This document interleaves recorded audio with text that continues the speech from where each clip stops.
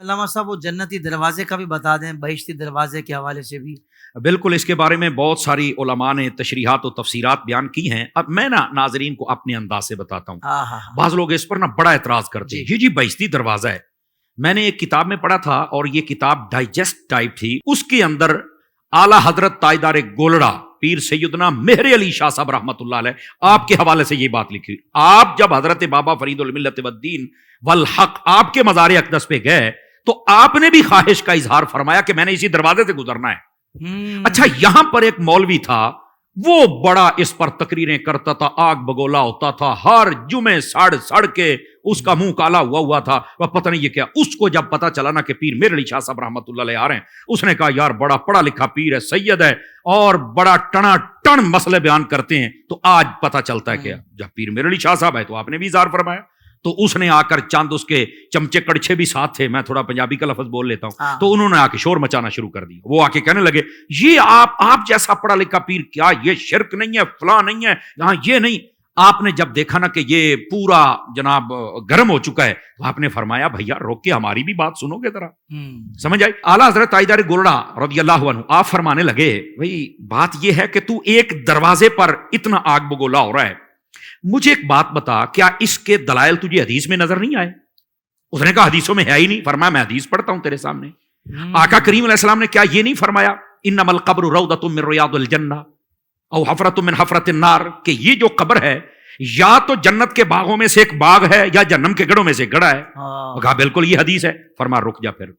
فرمایا جہنم کا گڑھا کس کی قبر ہوتی ہے؟ کہا کافر کی۔ فرمایا بابا کے بارے میں کیا عقیدہ؟ کہہ رہے تھے تو مسلمان ہی ہوتا، لاکھوں مسلمان کی اپنی نگاہ فیض سے۔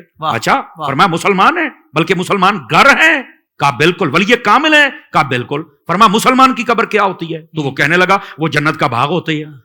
تو فرمایا بھئی اگر جنت کا باغ ہے تو سنیوں کو ابھی اس مسئلے کی صحیح طرح سمجھ نہیں آئی ہے، ورنہ چاروں طرف سے دروازے وہ بہشتی لگا لیتے، یہ تو قدموں کی جانب سے لگا ہوا ہے۔ کیا کہنے، باغ اگر ہے تو اس کو جدھر سے بھی دروازہ لگاؤ گے تو وہ باغ کا ہی دروازہ ہوگا نا۔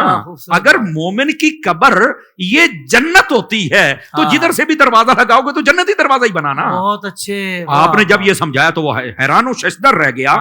وہ بعض لوگ اپنے آپ کو کہتے ہیں میں اہل قرآن ہوں، میں اہل حدیث ہوں، بڑا کچھ کہہ دیتے ہیں، اور اصل بات یہ ہے، میں آپ علامہ اکرام صاحب کی توجہ چاہوں گا، جس طرح آلو بخارے کا آلو سے تعلق نہیں نہ ہوتا، اسی طرح کئی لوگوں کا حدیث سے تعلق ہی نہیں ہوتا، اپنے آپ کو کہہ ضرور لیتے ہیں۔ یہ کون سی بات ہے یار؟ سمجھ آ رہی ہے میری بات کی؟ تو یہ جیسے لوگ لکھ لیتے ہیں یونانی دعا خانہ، بھائی یونانی دعا خانہ اس کا یونان سے تعلق ہی نہیں ہے، پرلے درجے کا جاہل بیٹھا ہوا نام کو کیش کر رہا۔ اسی طرح کئی لوگوں کا قرآن اور حدیث سے تعلق ہی نہیں ہوتا، ٹائٹل وہ لگا لیتے ہیں۔ یہ آپ کو کس نے اجازت دے دی؟ تاجدار گولڑا نے ایک مسئلے میں بات سمجھا دی۔ میں پھر کہہ رہا ہوں کہ یہ حوالے کا معاملہ میں اللہ کے سپرد کرتا ہوں، جو میں نے پڑھا تھا مجھے مستحضر ہے، میں نے آپ کو سنا دیا۔ یہ آپ کے قدموں والا دروازہ۔ اور یہاں پر یہ جب سیدی امیر اہل سنت سے سوال ہوا تو آپ نے بڑا خوبصورت جواب فرمایا، یہ ہمارے بزرگوں سے نسل در نسل یہ چلتا آ رہا ہے، اور یہ منقول بھی ہے، معروف بھی ہے، اور معمول بھی ہے۔ سمجھ آ رہی ہے؟